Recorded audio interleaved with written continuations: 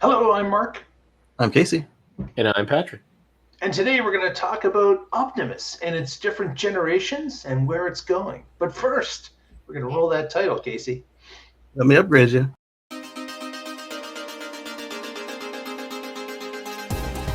You're watching the Tesla Life Express. That was a good segue, Casey. Let me upgrade you if you didn't hear it. That was good.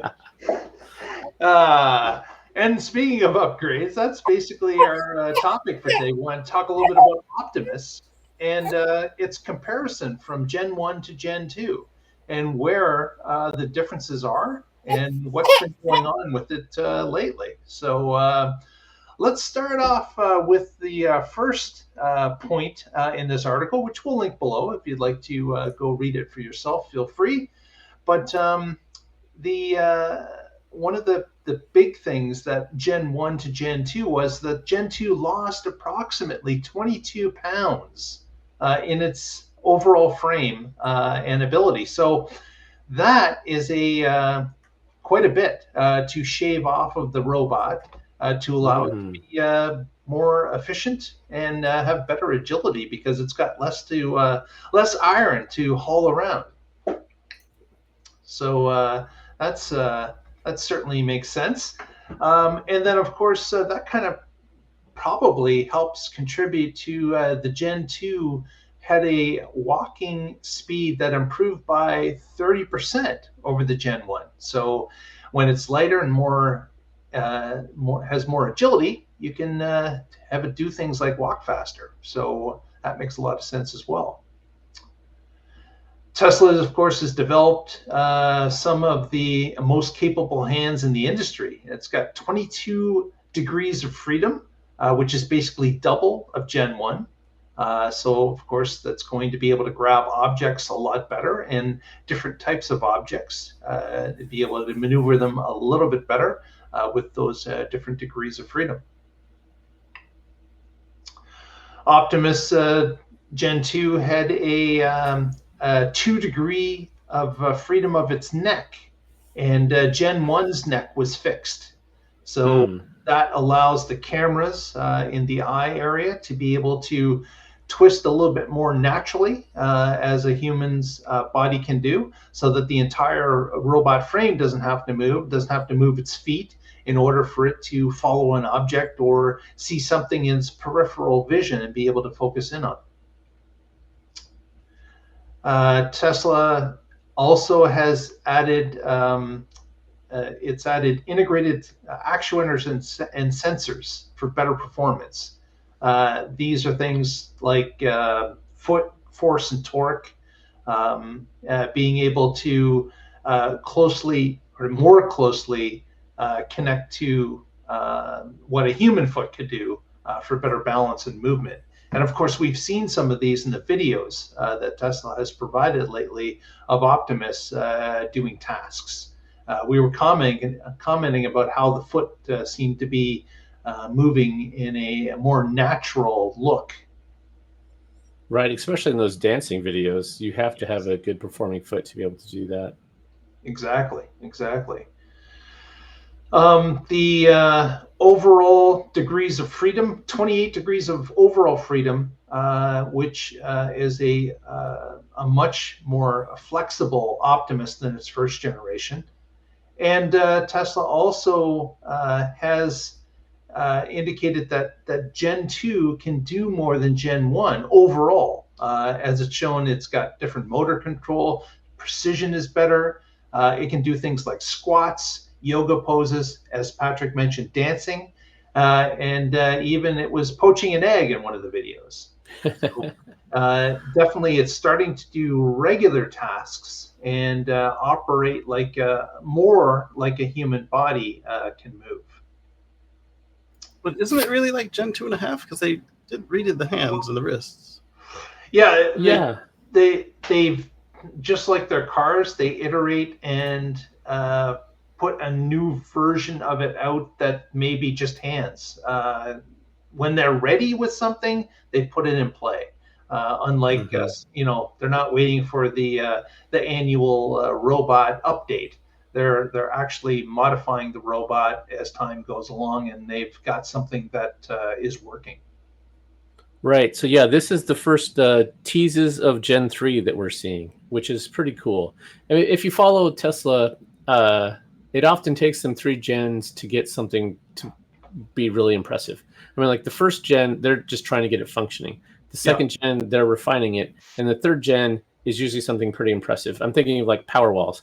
By the time it has a built-in inverter, now you've got a lot more capability, and that's when their products start getting really good. So I have a lot of hope for Optimus. I mean, Optimus is the right name for it, right? You have to be pretty optimistic to see this, because it's decades ahead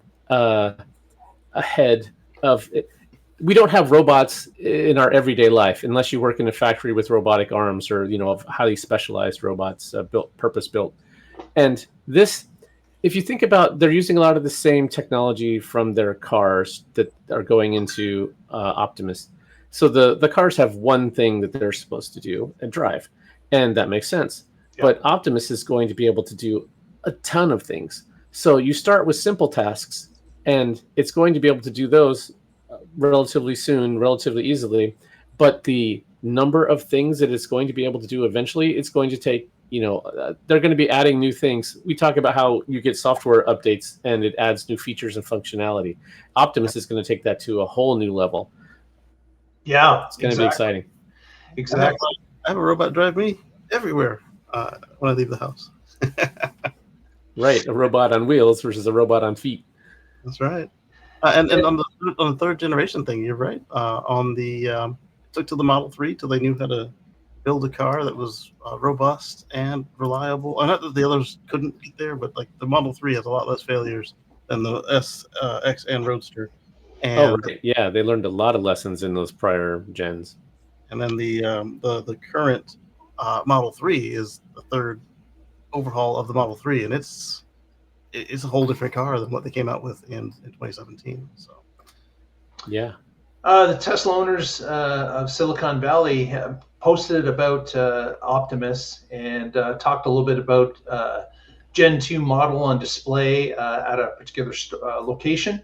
And Elon commented back, indicating that there is a third generation of Optimus coming, and it will have many improvements. He also indicated that the manufacturing of Optimus will be something that they're improving the production line, and they're going to be able to bring Optimus to a different level of production because they're automating how they're going to make the future versions of it. Elon had also commented about, or I guess he didn't hint where exactly it was going, but he did talk a little bit about things like the robot will be able to do folding laundry, babysitting, cooking, walking a dog, and plenty of other things. But he said it will also be super impressive to see it to do small things that require real coordination, like maybe threading a needle, for example. So yes, there are many things, as Patrick has mentioned, that it will be able to do just as it builds upon its past abilities, and being able to add one of those across the network of them. It's almost like the Matrix movie, where they need the ability to do something. They access a central computer, they download the information, and all of a sudden they can fly a helicopter. So that type of thing, I certainly see the connection to Optimus in that way. Yeah, and once one of them learns it and uploads it, then any of them can do it. Exactly. So just like FSD and its abilities to share to the network as to a pothole or a problem that it sees, Optimus is going to be able to lean on that network as well and share to its other robots that are in the fleet, and let them know that they can avoid or make a situation better by doing the following, because I've got proof we did it over here, and this is how we did it. So that is The future is going to be exciting. Oh, is it ever? Like we just got the rollout of the robotaxi recently, and but what will be real fun to watch is when these actual units, the first ones, are given to people, even influencers, which most likely will be the first people that get them. Sure. Let's be Got to honest. start somewhere. Yeah. Yeah. Employees will probably be the very first. And then after that, influencers, and then we'll go forward from that. But just to be able to see it is actually performing a function and watching it do it and do it in a different way that maybe we're anticipating and then modifying its stance as time goes along. That is going to be real fun to watch and experience.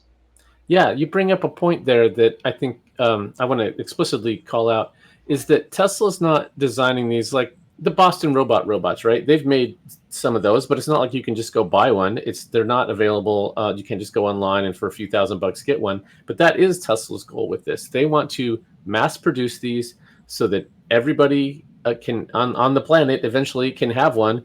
If you could buy a vehicle, you could have a robot, kind of thing. And that's why the design, how they make them, they're all designed for scalability, affordability, mass production. Go ahead, Case. The humanoid one, the Atlas, and the other ones, obviously you can get a spot for mad money. Yeah. Yeah.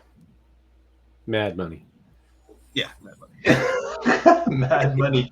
But it is interesting that that over time this platform is going to be able to learn from itself, share that knowledge, and make the entire fleet of robots better. And that I think is unique to what Tesla's doing here. They're marrying the machine to the neural network and allowing them both to work together for it to solve tasks and perform better for the owner. And of course, there are still going to be a fourth generation, a fifth generation, a sixth. Absolutely. Generation. That is all going to happen. So the people that get in early and maybe buy a third generation robot, they will find that over time that maybe it cannot do some of the tasks that the fourth or fifth or sixth can do. And it's going to be similar to a car where people are sometimes happy to stick with what they got and they're over the air updates as time goes along. But eventually they say, you know what?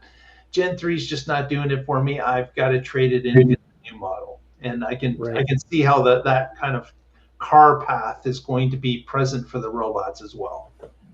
They might even have a lease program like they do with vehicles. Exactly. You lease it for 2 years. When the lease is up, you swap it for the latest, greatest. Yep. I would recommend that for at least for the first two public versions. Yep, for the first couple generations.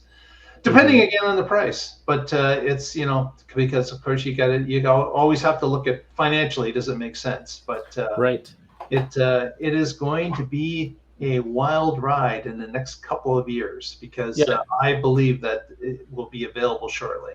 I think about it like phones, right? Like initially, I was upgrading every year because there was something new and cool, and now this phone I've had, I don't even know, 3-4 years now because the newer ones are okay. Yeah, it's a new phone, but the battery life is not significantly better. The camera is not significantly better.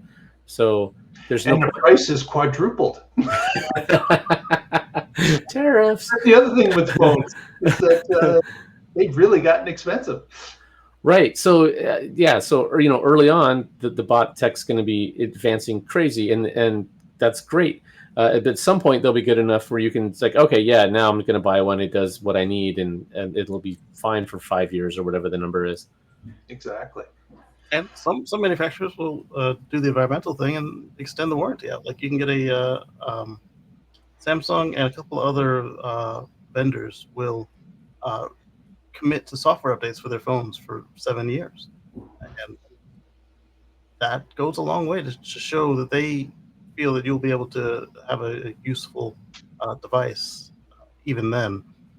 You'll probably want to go at year 5 or 6, but you'll know that at least by year 7 you're still getting your security updates. And yes, if we see this start to happen with the people making these robots, I think Tesla will be good on that because we're still getting 2012 Model S's that are getting updates. So yes. Well, what do you think out there that's watching this show? What are you wanting a robot to do for you? Do you see it following the same path as cars when it comes to upgrading? What do you think about it? I'd like to see it in the comments and read about what you're thinking about this particular subject. And let's go to some shout outs. Casey, what do you got for us? Catch us live on Wednesday. That's right. Coming up, live show, 7 p.m. Eastern. Patrick, what do you got? So my question for the audience is, when do you think you'll be able to log on to Tesla's store and order one of these for yourself to have it delivered to your house? Probably in the back of a cybercab. Maybe sitting in the driver's seat, the butterfly door opens and your bot hops out and rings your doorbell. Or if it's close enough, does it just walk there and ring your doorbell? Yes. What day do you think that'll be? What year? Or does your car go and get it? Like it's picking up the kids from school. Right. Yes. Yeah. There you go. Sounds good.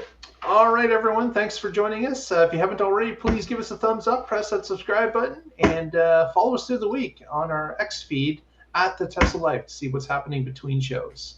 And with that said, stay positive. What was the rest of it? Negative. That's negative.